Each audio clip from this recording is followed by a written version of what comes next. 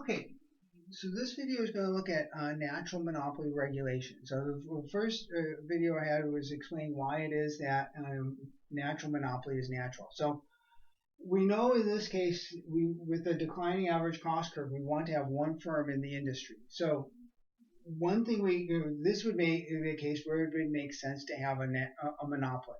But if you let one firm have a monopoly in this industry, um, well, then they're going to have a marginal revenue curve in here. I'm not going to draw this, but if you have one firm in here, they'll have a marginal revenue curve, and they'll set a price to maximize profit, and you'd end up with a high cost, with a high price. And so that's not letting a monopoly, letting one firm have the monopoly position here wouldn't be a very good approach, because the firm, once they have the monopoly position, they would set the monopoly profit maximizing price. So what could we do about this?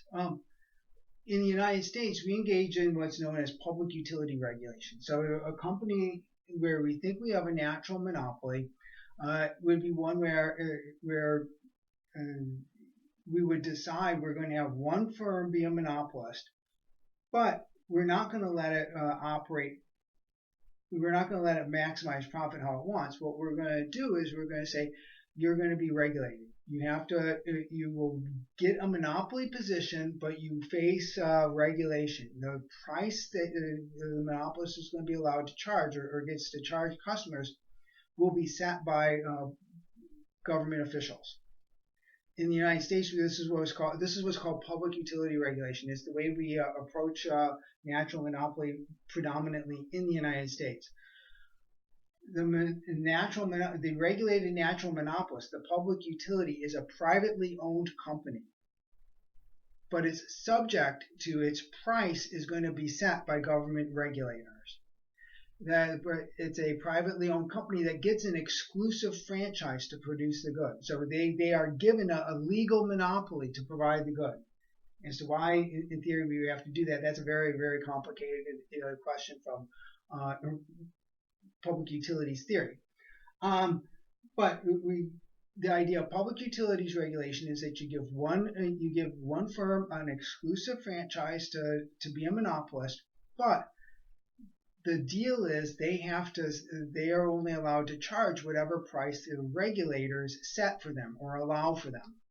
And so what you'd have is you have rate hearings where a regulated utility goes before the Public Utilities Commission and petitions or wants to try to get a higher price approved, and they have to present data. In effect, they're sort of trying to evaluate what their costs are. Regulators would be trying to evaluate their costs. And then there's one more component of public utilities regulation. That's what's known as common carrier obligation. Common carrier obligation is that the regulated natural monopolist has to sell to all customers who are interested in buying the good at the regulated price. So the regulators set the price, and then the regulators will set a price, and then the market demand curve will give us the quantity. So that's the basic idea of public utilities regulation. There's one alternative.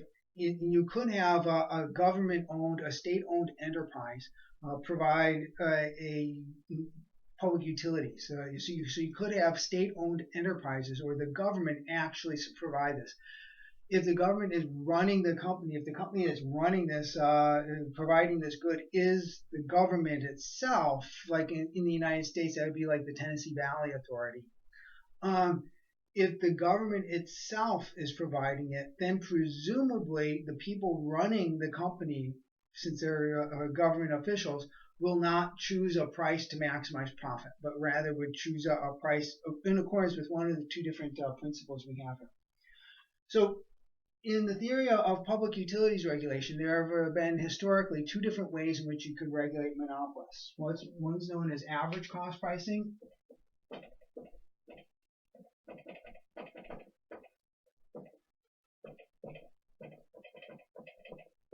and then the other is marginal cost pricing. And the names sort of give away what we're going to do here. With average cost pricing, we would set a price. What we wanted to do is the regulators would be trying to set a price equal to the average cost, the monopolist's average cost. Well, you might look at this and go, this is a declining average cost curve. So when we say like, well, it's set a price equal to average cost, what does that mean? Well, remember, common carrier obligation is that, well, once the regulator sets the price, then the market demand curve is going to give us the quantity, and the monopolist, the regulated monopolist, is required to sell all units that customers want to buy at that price.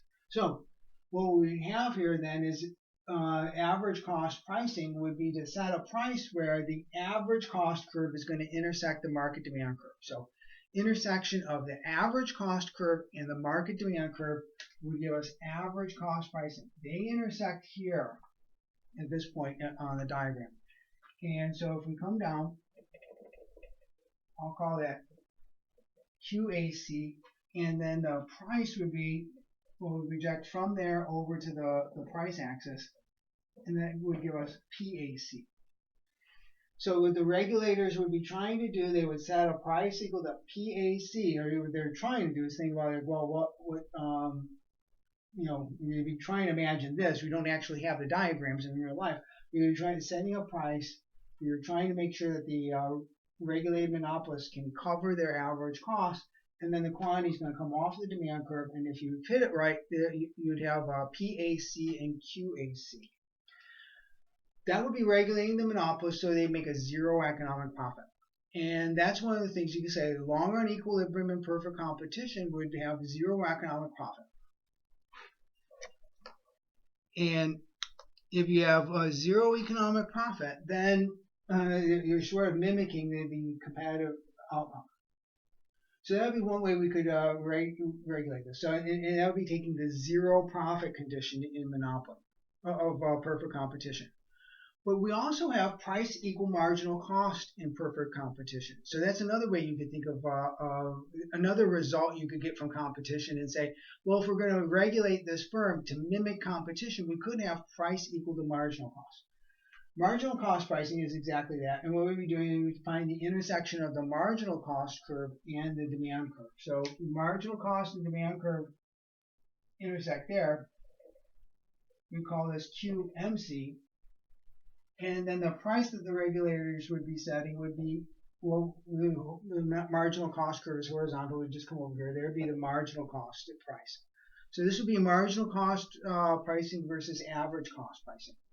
What are the differences, or why would you might have one versus the other? Well, for efficiency in the production, and for allocative efficiency with this good, we want to actually have marginal cost pricing. If we have average cost pricing, there's going to be some dead weight loss.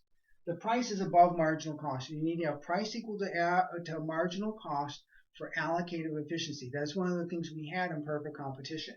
So average cost pricing doesn't quite get us to the efficient competitive output of price equal to marginal cost. There will be some dead weight loss with average cost pricing. However, the drawback of marginal cost pricing would be is that at marginal cost pricing, because average cost is declining, marginal cost has to be lower than average cost. So the cost per unit at QMC is greater than PMC. A firm operating under marginal cost pricing is going to be making an economic loss, and they wouldn't want to stay in this industry. So if you're going to lay out, they say, okay, we're going to create a public utility, and we're going to give you an exclusive franchise, you're going to be subject to regulation, and we're going to give you marginal cost pricing regulation. No investors, no firm would want to step up and say, okay, we'll do that, because they're going to be making an economic loss. If the firm's making a loss, you would probably, what you need to end up doing it is to subsidize it somehow. So you would need to subsidize the company. What you could do is provide money, appropriate some tax dollars to the company to cover their losses if you're going to expect them to operate under marginal cost pricing.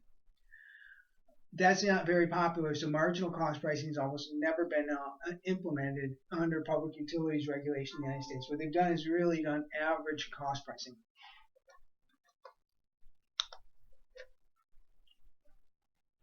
There's another reason why we see average cost pricing as well, and that's hard to see from this diagram. But in practice, it's very hard for regulators. It's harder for regulators to try to observe what a firm's marginal cost is than their average cost. It's far easier to observe a firm's average cost because you can sort of track their total cost, divide by Q, and then you get a sense of um, cost per unit or cost of service.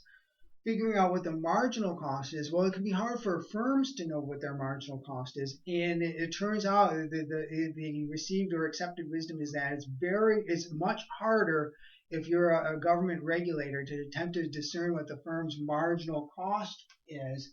And so it'd be you might well miss if you try to go with marginal cost pricing. So that's another reason why we see average cost pricing. But this is the two basic ways historically you could try to regulate natural monopolies, although in the United States it's been done almost exclusively under cost of service or average cost pricing, simply because the need to have to somehow subsidize a firm and then the greater difficulty of measuring the marginal cost.